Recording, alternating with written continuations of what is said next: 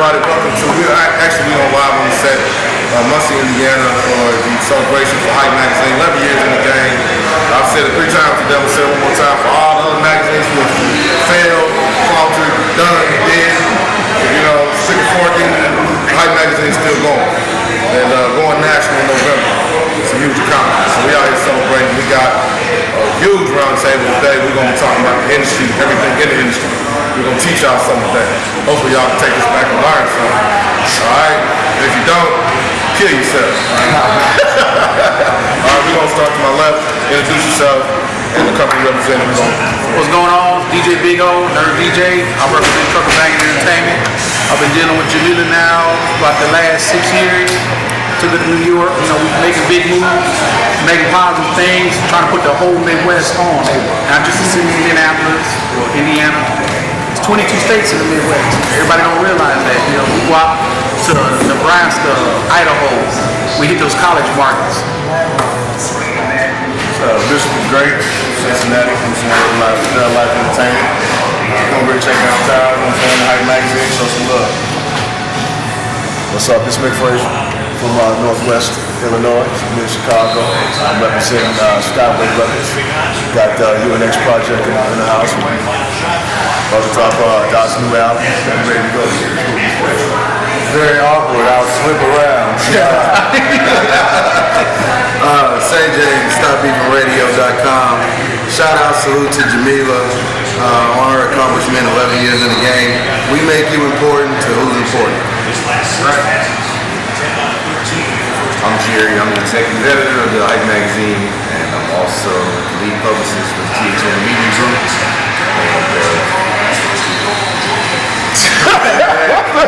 That was random. Laurel's my name. Roy was NT/Born Winner. Just R&B artist / rapper. Right here on the track. What's going on? It's Ray E, representing DFE Music Group here for the Hype Magazine 11th anniversary. If you're not in the Hype Magazine, if you're not messing with Hype Magazine, you're losing right now. Get with it. Sure. Alright, first question. We're going to go to my left. Come around. What happened to hip-hop and R&B? Water down. That's what happened. What happened to the culture? The last 10 years, watered down. Monkey see, monkey do effect, basically. R&B, everybody's trying to do the same thing. We need the monkey see, monkey do effect. And the artists that are actually making music, good music to get out there, they're DJs that's not breaking it. That's just what it is. I mean, you know, not because lack of budget, but it just, they're not breaking it because everybody right now is so wrapped up in the track. And right now it's twerking. You know, it is what it is. To me, it's actually been like the rap game and the R&B game. They're actually trying to integrate. You got R&B songs that's more explicit than most raps. You got R&B, you know, R&B songs are more explicit than most raps. You got rap songs that sound like R&B songs. So, you know, I mean, it's just, I think it's just changing the dynamic of what's growing. You know what I'm saying? Music, I mean, it's always gonna change. So, you know, what I mean, you can go with it or you can get left behind. Right, flexibility. That's the thing we've gotten what hip hop is based on promoting that which was in there, where we came from. We've gotten where now we're trying to appeal to the masses instead of appealing to the young kids. We educate people as to what we're doing and what they're not doing to get on. Now it's all about just getting on and proliferating the industry to BS. Dudes forgot about innovation. They forgot about taking it to another level. Dudes have forgotten about this again, what this thing is based on. I would say hip hop and R&B did what everything else since the beginning of time of man has done, and that's evolved. Whether it evolved good in your eyes or bad in your eyes, it changed. I would say for the most part that hip hop on a grand scale, I think it's good that there's so much crap because it makes the good stuff stand out even more.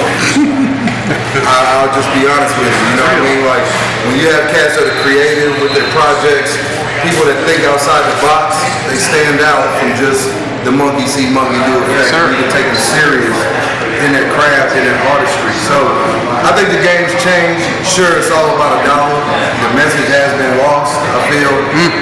In a lot of ways, I think the message has been lost, but it's also feeding a lot of families. So you got to take the good with the bad. You know what I mean? So if you ask me, and I'll speak on R&B real quick.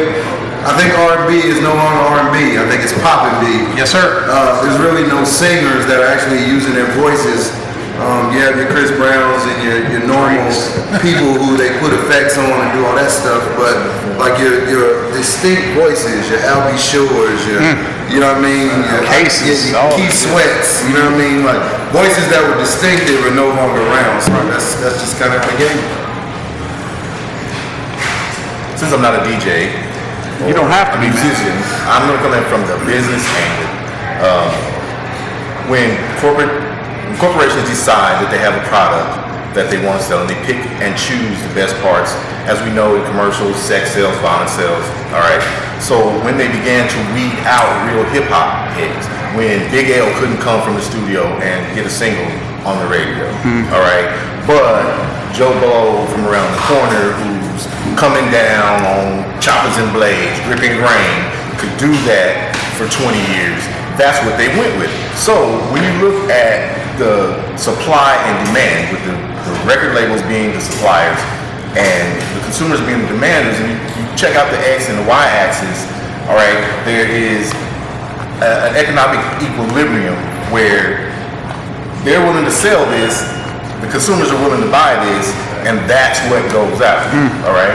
So as long as the artists don't take control, and as long as the leaders are legends, you know, the Teacher, Chuck D, cats like that don't come back and bring back lyricism, the art of the MC, when Sway and MTV, I'm going on record, fuck you. When you gave Rick Ross MC of the Year, you did hip hop the huge disservice. He's not an MC, he's a fucking rapper. Let's stop. Hold on. They're gonna come back. We're gonna come back. I think he's the hardest in the game. Everybody's trying to change music. Let's just talk with the sound like he is. He's saying the same thing. No, he's not. He says things that people don't even say. Like, Flip side, I'm gonna say. he makes me feel good when I listen to him. I feel like a rich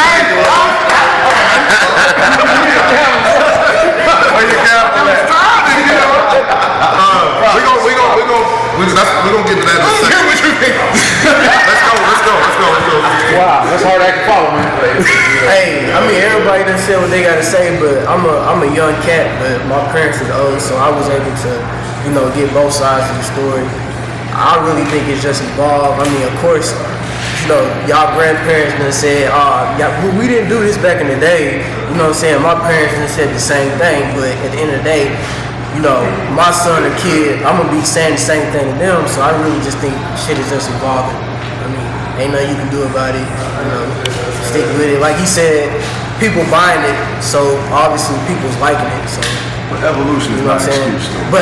But I still like, far as like the real music and stuff, I don't think it's going anywhere either. I think it's all gonna be here. It's just Let's let everybody get around, then we'll get to the responses. Because I want to respond to that too. Come on with it. But let Ray go ahead and go first. That's right, E. I'm an R&B artist. R&B, I do pop, techno. I do it all from an R&B perspective. I can swing it any different way. But I'm going to say that there's two things happening. One is a creative battle, and the other one is a business battle. Okay, when you look at it from a creative battle, no one in the industry wants to sound like someone that was already out. So the fight to be more creative is a huge fight, because they're not going to sign someone who sounds just like Mary J. Blige. They're not going to sign someone who sounds like Albie Shore or Keith Sweat. They're just not going to sign someone who sounds like someone else. But if you can integrate the feel from that time and put it into something that's moving right now, that's what they're looking for. So it's a creative battle. And then on the business side, it's all money. At the top, no one is talking about the guys that's sitting in a room saying, make sure this guy is talking about killing people. Because if he's not talking about killing people, then they're not going to sell any records, and we no longer need him.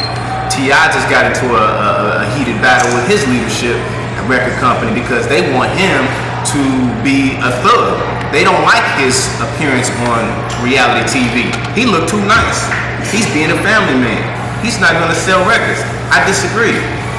They have to see that because people need to realize that it's not real, it's entertainment. So they're missing the point, but from a leadership and business perspective, when it involves money, they don't care. They just want you to talk about it. That's real. All right, that's what it is. I want to stop you because Tip, he hasn't really sold the numbers he used to sell in a long time. Matter of fact, the last album he used to average 2 million. Him and Ludacris both used to battle back and forth on albums, doing 2 million. Tip ain't done a million. You heard anything? Who has done it? Who's done a million? Eminem did one on Recovery. Oh yeah. Eminem did one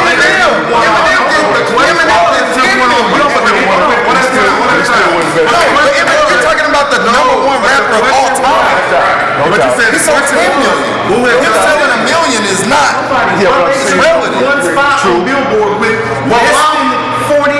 less than 400,000 records. He booted the top rappers off the Billboard charts. He knocked them out the box. Wale had fires. Wale had hot records. He was number one on Billboard. Wale had four hot singles. He sold less than 65,000 units, and he was number one. Well, you want to know why that is? Because everybody continues to think this bootlegging shit is not doing nothing. It's hurting the game. Bootlegging movies, bootlegging movies. No. Here's what's hurting the game. And the internet's hurting the game. Here's what's hurting the game. The consumer's education on how to consume music is what's hurting the game. I'm gonna tell you what happened.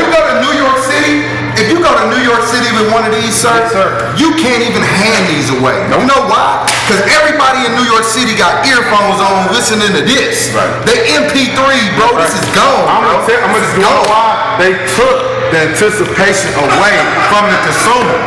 Yeah. No. Yes, they did. When they created the iPods, the MP3 players, the iTunes, the SoundClouds, and all that different shit, they took that away from the consumer. You didn't have Facebook, Twitter, and Instagram to get right to the person you've been a fan with, stalking them to death every day. Right. Knowing when they go to bed, when they wake up, when they use the restroom. You bought into it. No, that's self. But me can't tell all their music online. America is just starting to follow. I tell you this, we do over 1.5 million downloads per year to date. 1.5 million. Somebody's getting that music offline, man. Right now, iTunes is even seeing a record low in sales in urban music. Wanna know why? Because half of us don't got credit cards. Half of us don't got debit cards, Zach. And half of us ain't about to go on the because they don't even know. They don't even know how. You wanna why? Because everybody's giving mixtapes away for free. They're not mixtapes, they're albums. They're giving away albums for free. They're devaluing their own music. It doesn't devalue your music when it allows you to hear, when it allows people to hear you. Yes, it's free, but I didn't know you in the first place. So I was never gonna spend $1 on you in the first place. And I didn't know Drake, but after So Far Gone, which was a free mixtape, I bet you I'd buy Drake now. Everybody else is too, based on it. I'm sorry, let's just starting the shit. Sorry. Now you can I was really trying to be quiet.